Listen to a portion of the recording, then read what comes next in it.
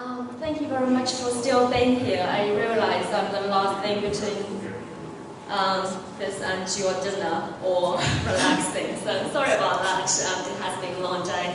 My name is Lady Jo, and I should use work first. I work for Elsevier as a publisher, and I'm responsible for a list of mechanics journals. I'm based in Oxford at the moment, but originally I'm from China, so I moved to Oxford about 2 years and a half ago. I'm still working on my English, but I hope you understand me. Before I start my presentation, I have a very good friend, David Taylor, Professor David Taylor here. So he's editor of one of my journals, Journal of the Mechanical Behavior of Biomedical Materials. It's a long name. David usually gives author workshops like this, but I didn't realize he would be here this time, so I said I'll do that, but then I realized he will be here, so he will help me out if you have difficult questions. Okay. Right, so what I'm going to talk about mainly includes what a publisher or a publishing company do nowadays. And obviously the main topics which cover a few important aspects of how to get your papers published. Because a lot of people here are experienced authors already, so you probably don't need me to tell you what to do, but for the rather young authors, I think you might benefit from some of the content I'm going to share with you. And then I want to touch base on open access because it's rather a hot topic nowadays, especially in the UK or in Europe. EU and UK are pushing open access movement quite aggressively. And a little bit on publishing ethics as well. We do have to, I think David spent some time on dealing with some ethical issues, so I want to share some information with you so that you don't have to deal with it yourself. I hope to probably finish it within 45 minutes, but it's still quite long, so if you want to leave, I won't hate you.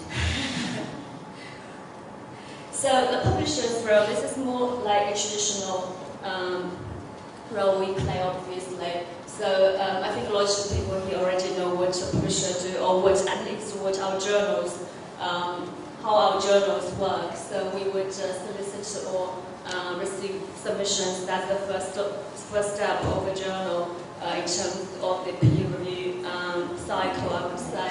And then we manage peer review process. So we have editors like David or Luca or Neil or 3R Elsevier editors. They would basically manage peer review process with some support from Elsevier or from other publishers if the journal doesn't belong to Elsevier.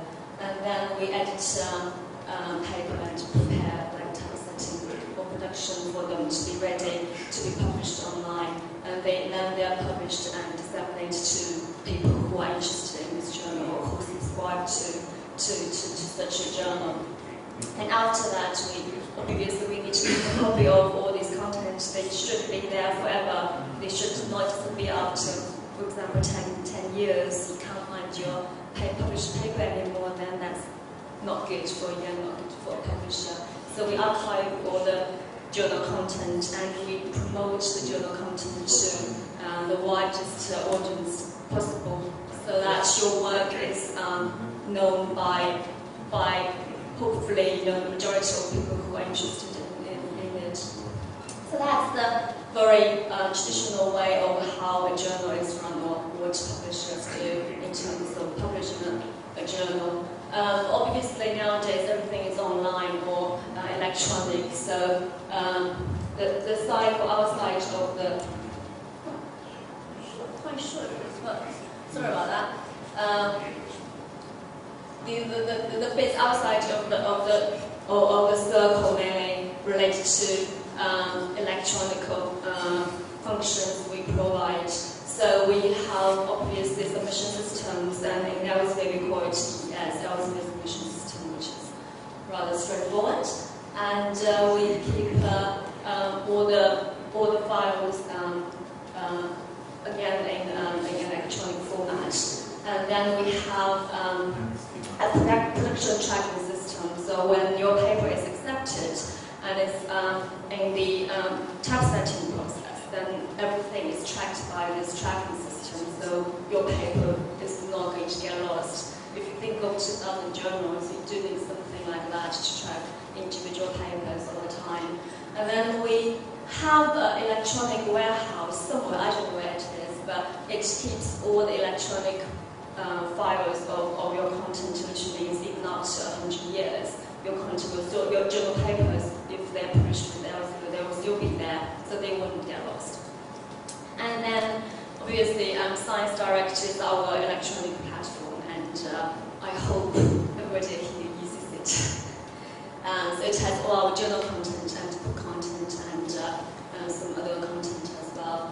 And then we try to develop mobile content, so I think we have some iPhone apps like Editor's Choice, so an editor can choose a number of papers for readers to read from their smartphone or smart devices. And we also have individual journals that you can get iPhone or iPad subscription to. So that is the development based on the current more oriented world. But apart from that, we also try to do more to basically help authors with their publication to make sure that your research is out as soon as possible and as easy as possible. So I'm just giving 2 examples. One is called article transfer service. So when you submit an article to Journal A, and if it's out of the scope of that journal, but you didn't know when you submitted it, and the editor says, okay, that this is a good article, but it's not for my journal. Normally, he would have to reject it, and he would have to resubmit another journal. So you need to reformat and whatever the other journal requires. But now you can do. The editor would still reject your paper, but then you have a choice to accept the recommendation, like your journal is probably suitable for, or your article is probably suitable for Journal B, and then you can submit your paper. You don't have to resubmit, but you can accept that invitation, so your article would be transferred to Journal B. So that's something we're trying to develop. Not all journals have that, but we try to have that for more and more journals published. Another thing we've been doing for a long time now already is article-based publishing, which means when your article is typeset and you proved the final version, it will go online straight away with page ranges. So if I'm a reader, I find your article online, I can cite it straight away in my article. I don't have to wait for an issue to be compiled to cite it. So individual articles will go online as they are ready. And after a while, when we have enough papers for issue, then all these papers will be compiled. So it saves time between your paper is ready to an issue is compiled, because traditionally you wouldn't be able to, a reader wouldn't be able to cite your paper because there's no page range, for example. So these are the 2 examples I want to share with you what we do. And another thing we try to develop on our platform is called Article of the Future.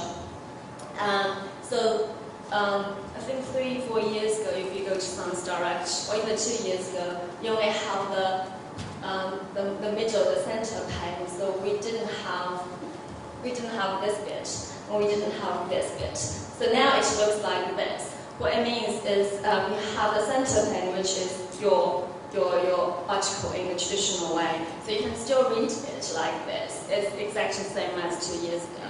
But then you have the left pane. So that's navigation and browsing tool. So if you just want to look at figures, you don't have to scroll down in the main bit. You just click on the figures, and the figures will publisher, or you just want to go to, for example, reference, it must be somewhere down there. Then you just click on the references, then the article will move to the reference bit. So it saves your time when you want to just skip some bits of an article you're reading.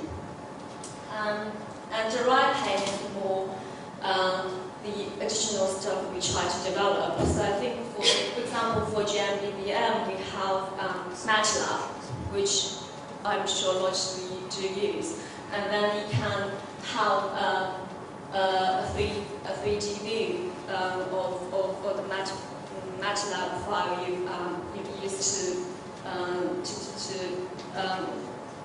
used to develop your results. And you can also have, for example, we've developed something called interactive plots. So when you look at a table, it's not a static table. You can put your cursor on it and you can see all these data points, what actually that point, the data of that point is. So these are the things that you can click through on the right hand. So that's something we've been developing and keep developing. Another role publishers now play is probably quite different from the traditional role we play as publishing journals, is to actually analyze the research output of either an individual, a university, or a country. So this is a very simple example. Obviously, if you use Scopus, you can search an institution, and this is the first result you would get. So you have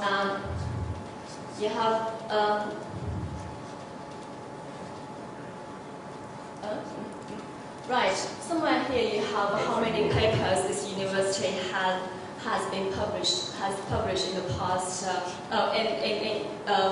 in the journals that Scopus has to cover.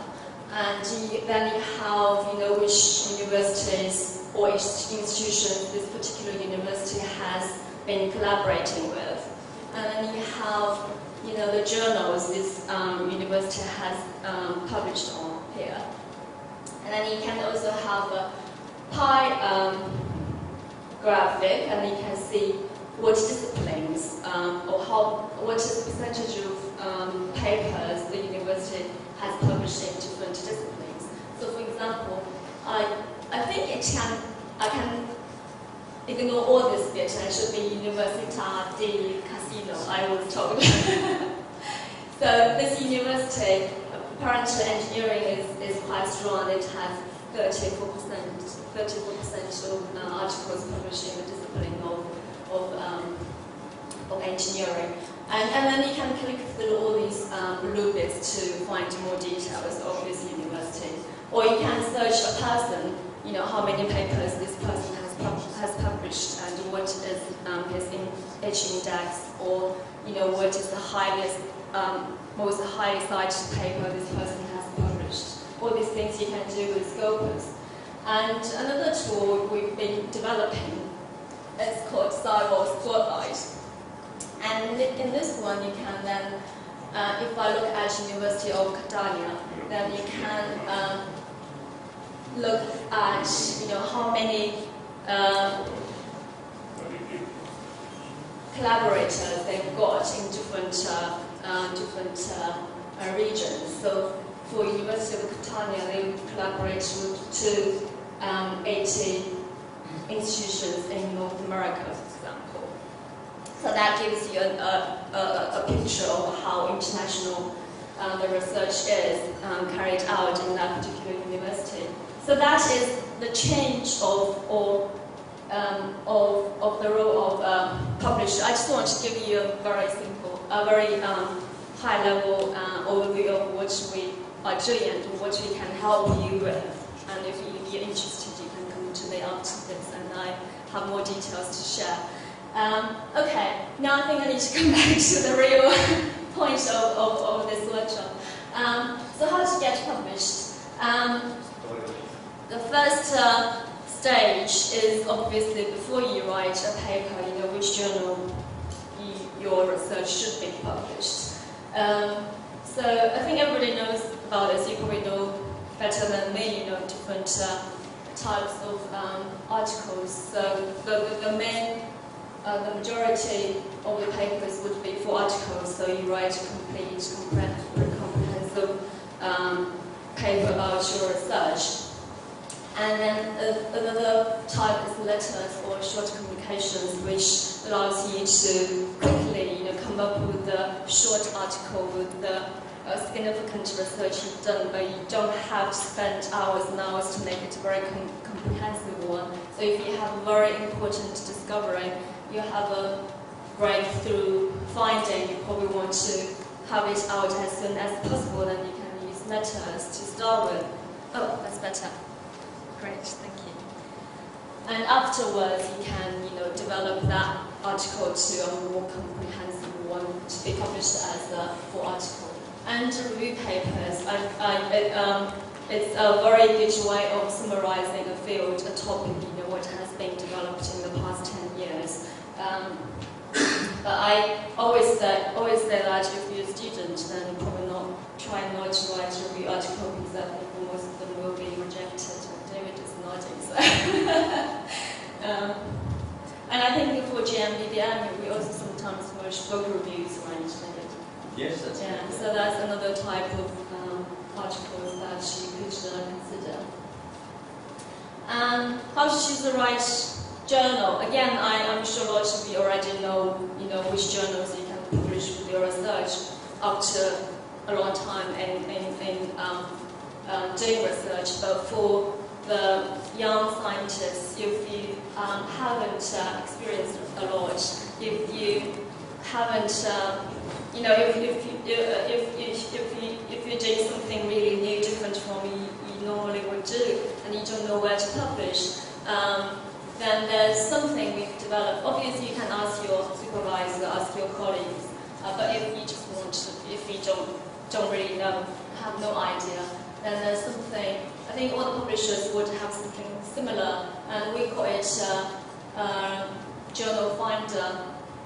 So what you do is basically to put the title of your article and the abstract of your article, and you click, what disciplines you want to look at, and then it will lead you to the journals that would be relevant, and then you can select from those journals, if the impact factor is high, and if it's in, if it published, for example, letters, because you want to publish a letters article, something like that. And then once you've identified a few journals you want to publish, we want to look at the guide for authors. I'm sure lots of you do read the guide for authors, but some of you don't, and sometimes you miss out important information. Like, I was talking to David about your paper, Your Way, which is something we've implemented in quite a number of our journals recently, which allows you to just submit your paper without formatting it strictly according to the journal format. So it saves your time, and you can upload it as a PDF, and you only need to upload the source files once it's accepted. So if you don't read this, then you don't really know if that's possible, and you spend hours trying to format your article. So some information like that you would miss if you don't read Guide for Authors. And other information, such as, some journals have very weird requirements. I don't want to, for example, one of my journals, editor insists on not having web citations, web references, and he's very keen on not having it. So if you include that in your article, he would just reject it, like, I don't want that. And I can't persuade him to ignore that. I'm like, you can ignore it now, but later, when we can tell the author you should remove that, but he would not listen. So if you, that would be in a guide for authors, but if you don't read it, it means you waste probably a couple of weeks. You submit and it's rejected for a small problem, and you need to resubmit again. So I do encourage you to read it. I don't know why it's not very clear. So that is the preparation you would do before you start your process of writing an article. I would afterwards, after your paper is ready, but it's better to actually understand what a journal's requirements are before you write. We know. You know? We know. Right. For the people, who already know this, you can. So the process of writing, that is recommended that you don't stop from the top, you stop from the bottom. So you don't write your article or abstract first, you write your figures and tables or your data first.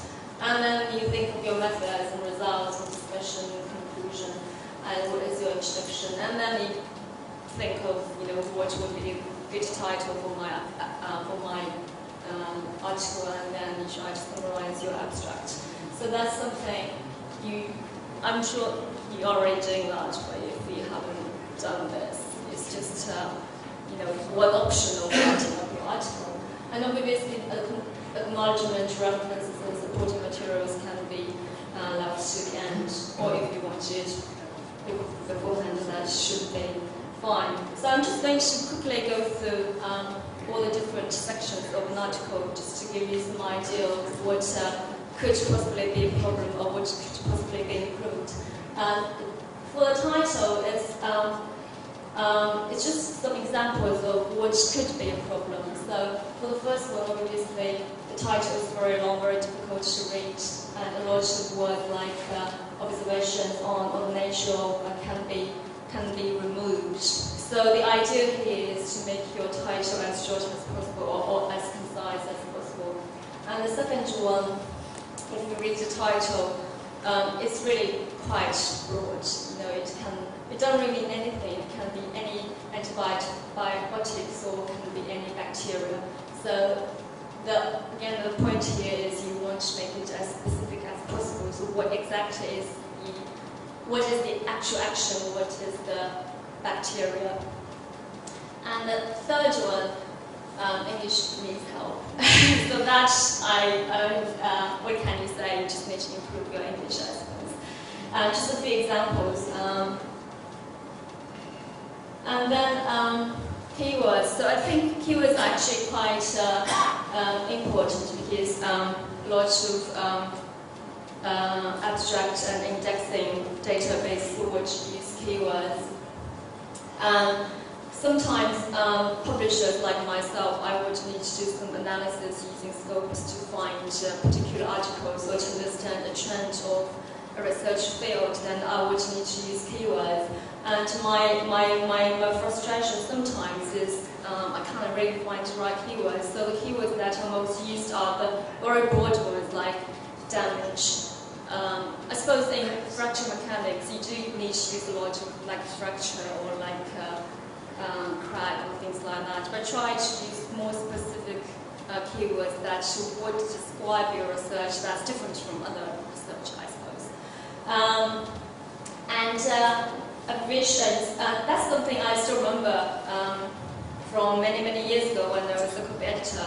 I used to mark out on the paper, abbreviations used the first time, but it's not given the proper, the full name of the keywords. So what I'm trying to say is you need to only use well-established keyword abbreviations as keywords, like, for example, DNA, that everybody knows about it.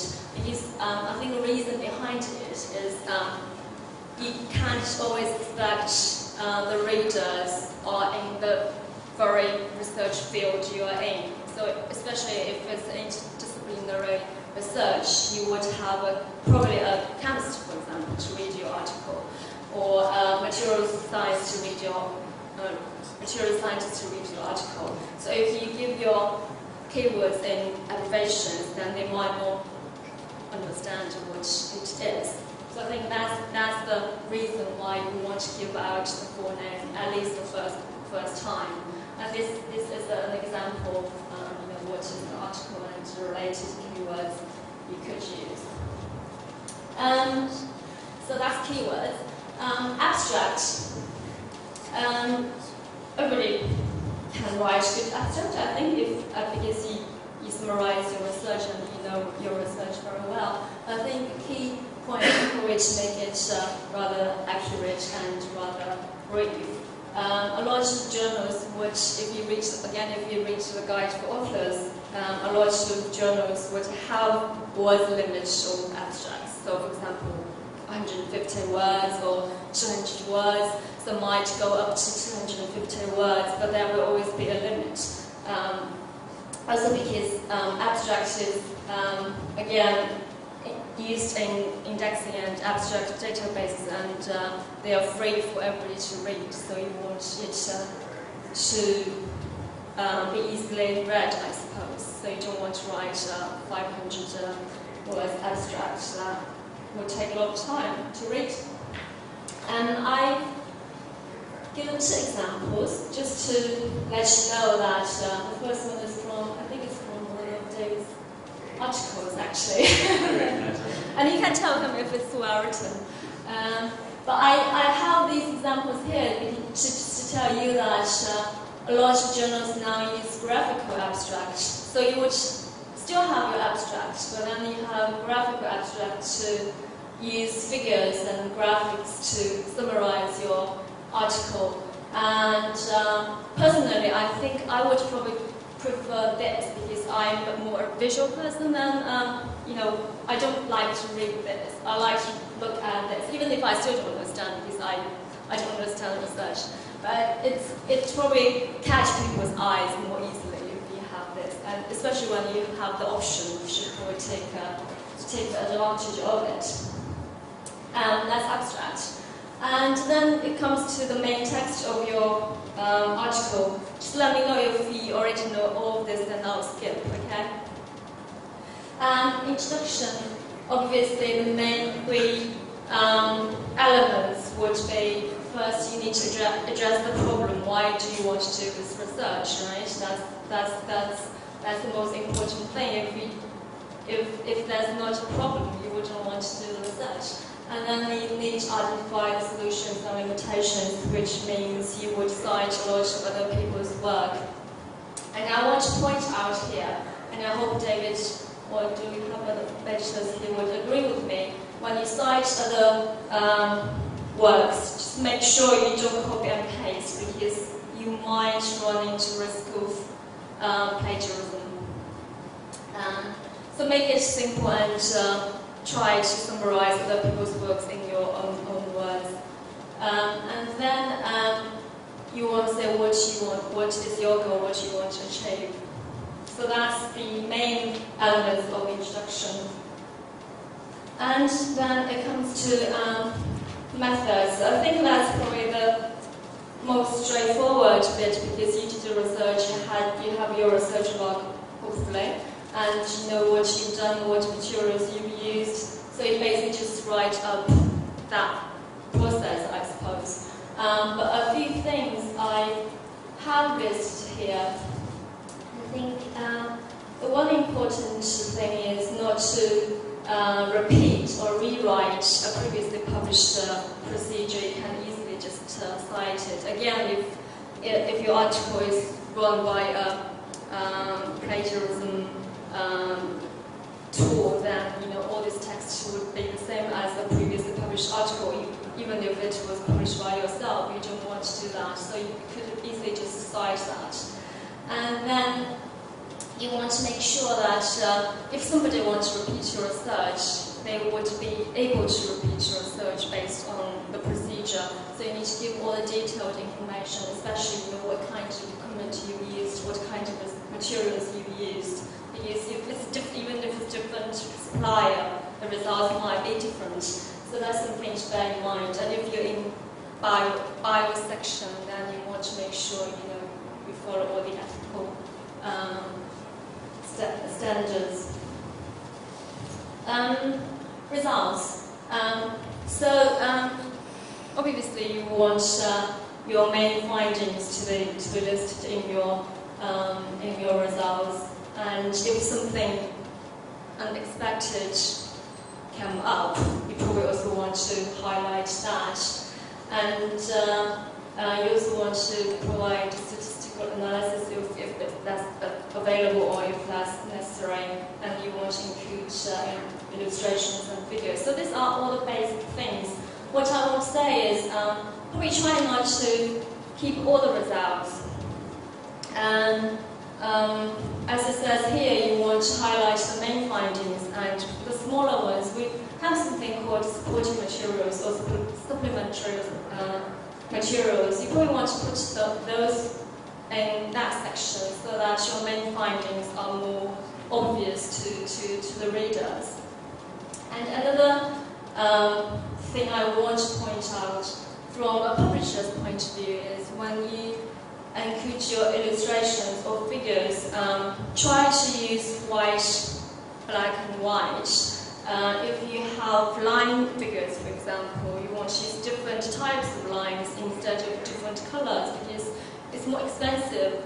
We still have print copies, so if you want to have color figures, it actually is quite expensive. I think on top of my mind, if you want one color page would cost you about €200, something like that. So if you can use black and white to show your results, I think it's better that way. Or because online it's fine, you know.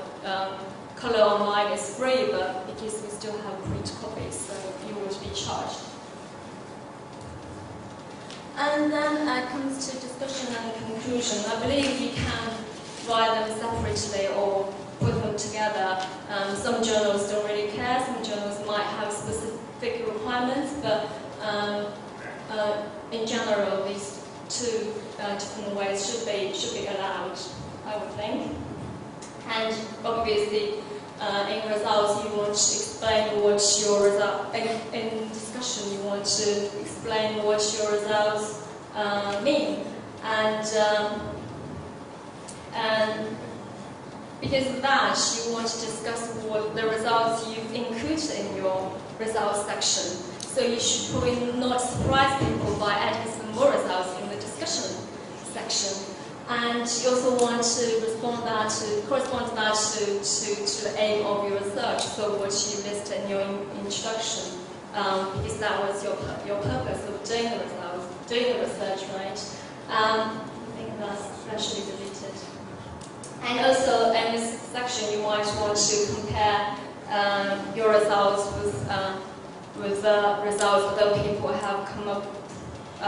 Either your results would agree with their results or disagree. So that's some way you actually have the discussion here. And part of the conclusion, sometimes conclusions could be quite short, or they can be mixed. But if you separate them, I suppose in conclusion you want to provide justification of your work, you know, to indicate the significance of your work. How much it has advanced science, for example. And if you want to suggest what kind of further experiments or work can be done on top of your achievement, or if you are already doing something towards that direction, you also want to mention it here so that other people don't, you know, copy what you've done, because you've already stated that I'm doing this already, so don't do it. So that's this section. I think I still have time, but okay. Acknowledgement. I just want to point out one thing. I'm sure this is all very familiar to you. Just when it comes to proofreaders or somebody who helps with your language or whatever, just be sure that I will touch base on it later, but they can sometimes be mixed with an author. So if this person hasn't helped with your actual scientific work, he or she should probably be acknowledged here instead of being listed as an author. And reference. So I think one important thing is really not to cite a lot of your own works, or sometimes some editors might encourage you to cite papers published in that journal, which is not ethical either, because in the end, it will damage the reputation of either yourself or the journal, and it can be easily found out, to be very honest. And I think I want to point out this because till now, I think a lot of journals still ask authors to really format their references to the style the journal requires. But I mentioned earlier we have this Your Paper, Your Way initiative, which allows you to just not format your reference. As long as you provide what information the reference should include, then at the typesetting stage, your references will be converted automatically to the reference style a journal requires. So again, read the guide for authors. If that's a service that's available, then it will save you a lot of time. And also try to read all the papers as well. Okay, language. We are asked this question quite often, even when I appoint a new editor. They are worried that they need to edit the language, and it will take up a lot of their time, and the job would be a huge one. So we try to tell them that as an editor, you're not supposed to edit the language. The authors should be responsible for that. So as an author, you should not expect the editor-in-chief to actually help with your language. Make sure that's your own responsibility. And you can either ask your colleagues to help you, or there are some resources available if you want to pay for it. I'm not encouraging, but I'm just saying if you want to use it, you can use it. Okay, so that's about the article itself, and I want to have probably 5-10 minutes to talk about open access and ethics issues. Yes. So open access, I don't know how big it is in Italy or in Portugal or in Spain in terms of open access. Are you encouraged to publish open access? Do you get funding to publish open access? No? Right, okay. I know Francesco's journal is open access. It's very difficult. Right, okay. We don't have enough money. Yeah. You don't need to pay for this journal. How many people have published in an open access journal? Not in my case. I'm sorry, but all of you, because you publish them. Yeah. You're free. You don't care. Okay, so not many anyway. Right. Okay. So as publisher, of course, we want to provide all the options available to authors. And if you want to publish open access, then you can. If you don't want to, you don't have to.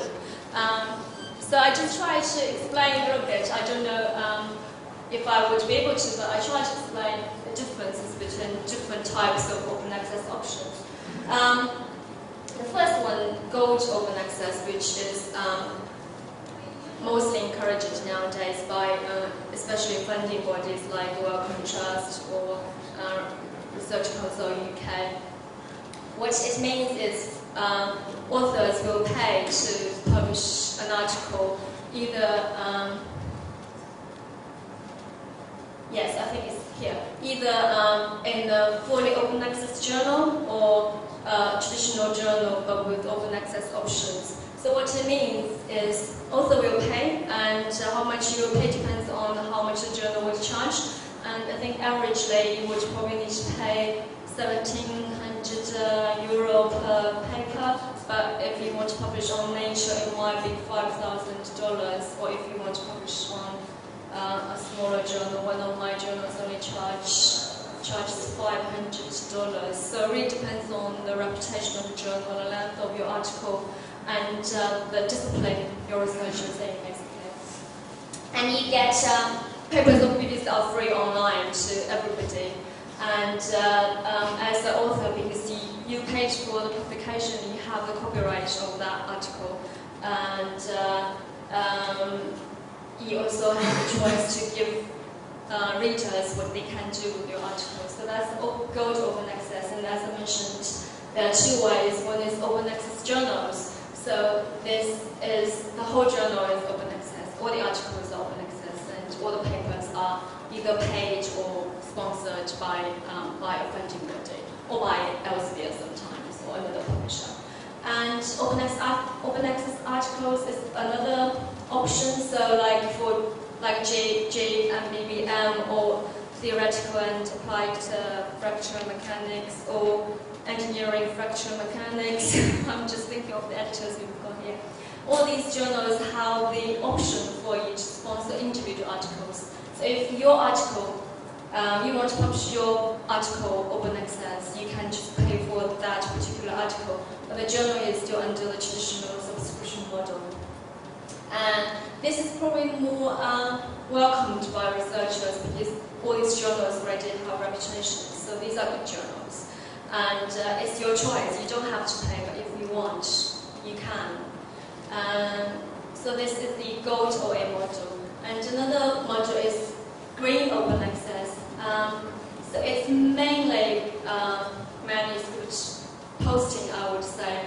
So you either post your pre-publication manuscripts or the accepted manuscripts, or sometimes the published journal articles on, if your university has an institutional repository, then you might put your articles there, or sometimes some funding bodies would mandate such articles and you will probably do it there. So in this case, the articles or the publication itself, the published journal articles would still be under the subscription model, which means all these open access content posted somewhere, the fee is probably, I should not say that, this is actually here.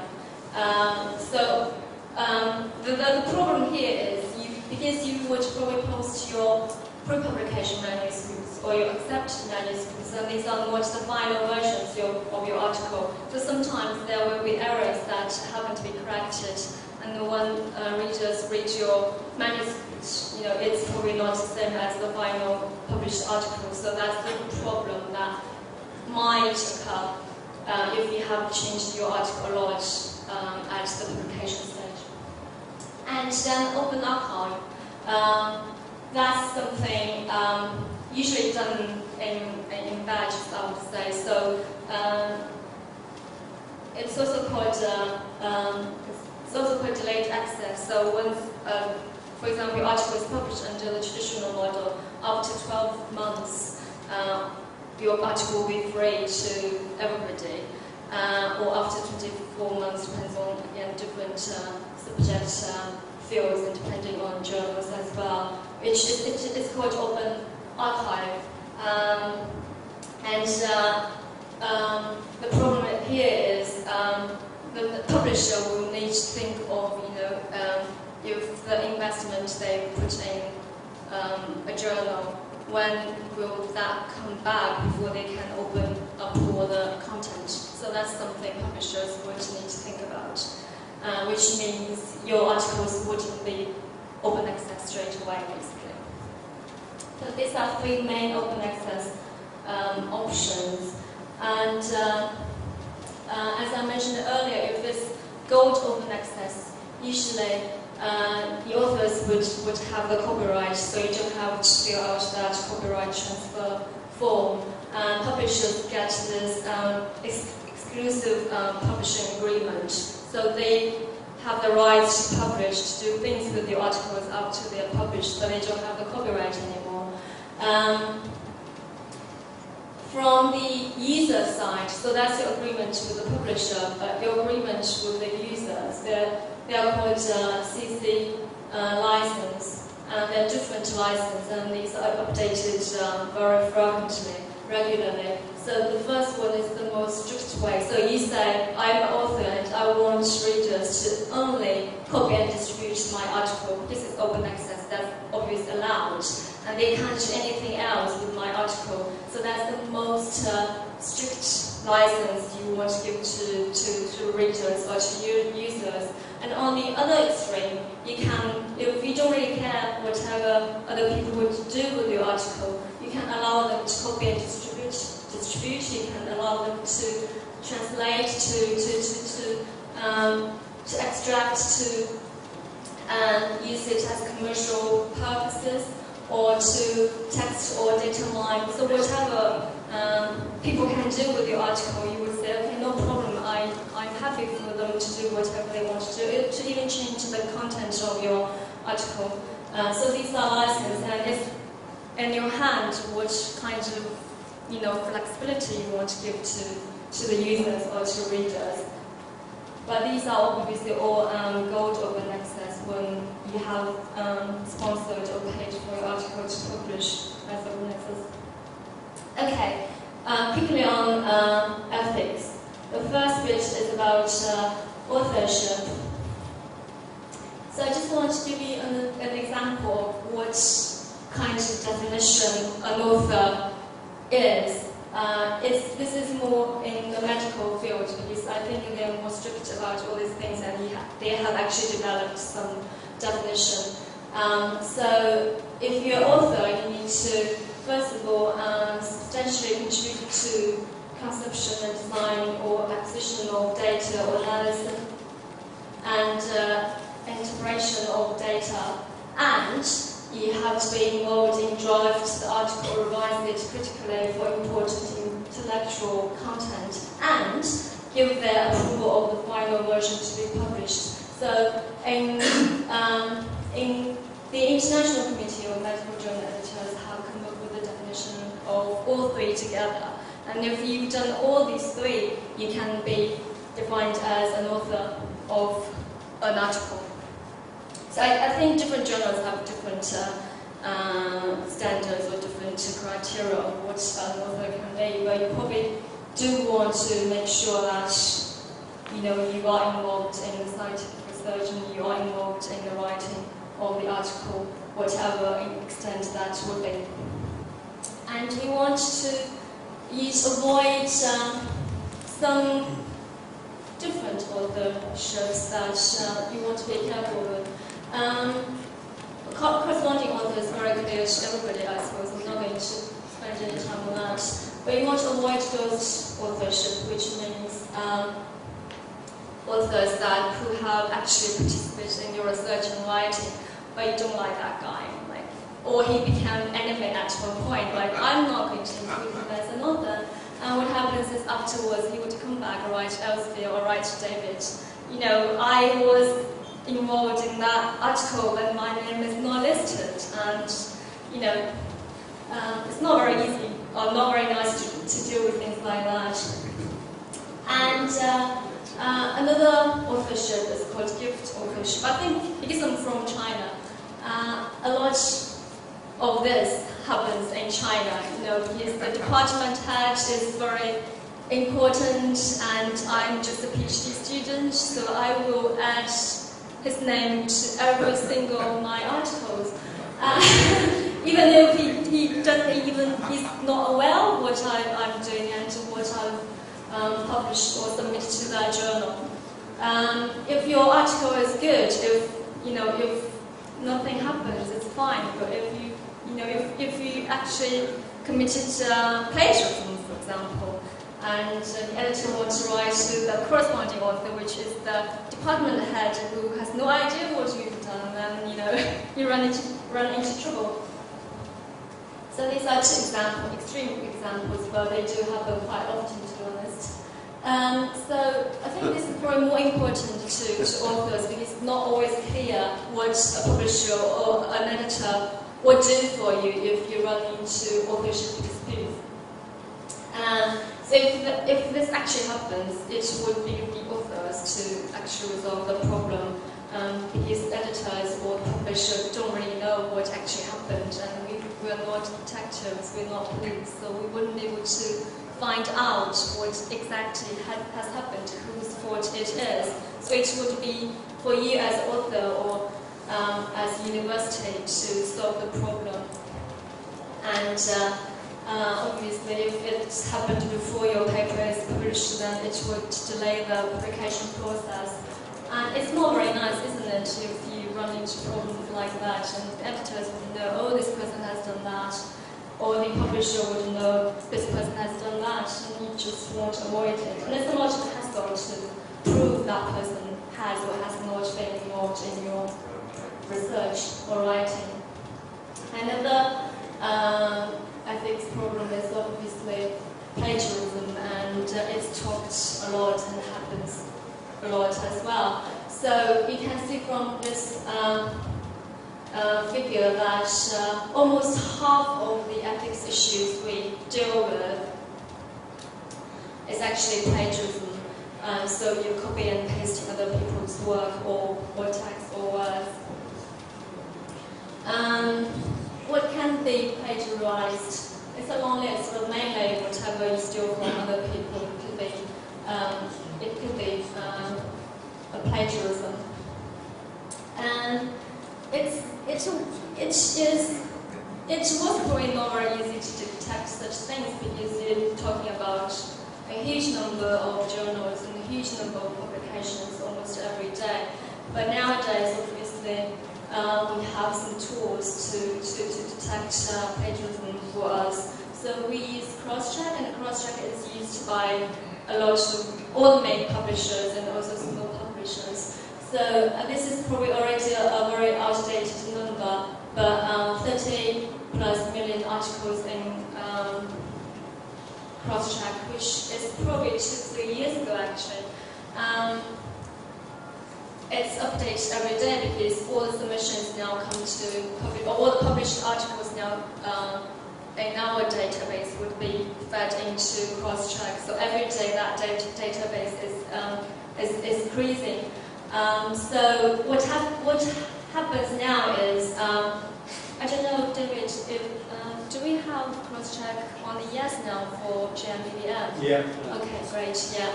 So I don't think all Elsevier journals have cross-check embedded in the ES, but the majority of our journals have that, which means editors don't have to go to another website to upload your article. So once your submission is there, there's a button you can press and your paper will be checked against the huge database, basically. And if there's a similarity rate of, for example, 20% or something, then the editor will be alerted, like, this paper probably has a problem, I need to look at it. And you can easily identify if the text is actually written by another person or it's just some very standard procedure, for example, which is not a problem. So that's how you see nowadays that plagiarism can be checked, basically, can be detected. So I don't think a lot of people do that on purpose, they just don't realize they're doing that. I think the best way of avoiding plagiarism is probably to cite other people's work properly if you don't intend to commit the crime, right? Okay, I think that's everything, right? Sorry, I'm a little bit late. And I'm just giving the list of journals, and Luca is there, and one of the journals is Luca's journal, of course. So these are all the solid mechanics journals, I would say, in our portfolio.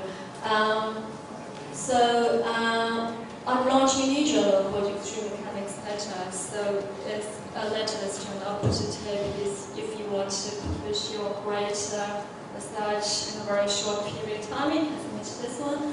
And David's journal is a mobile journal. It's a long name.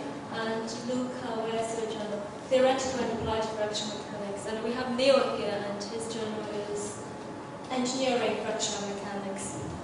So if you want to submit your articles, talk to the editors. That's it. And if you want to contact me for more information, my email address is here as well. Okay. Thank you very much.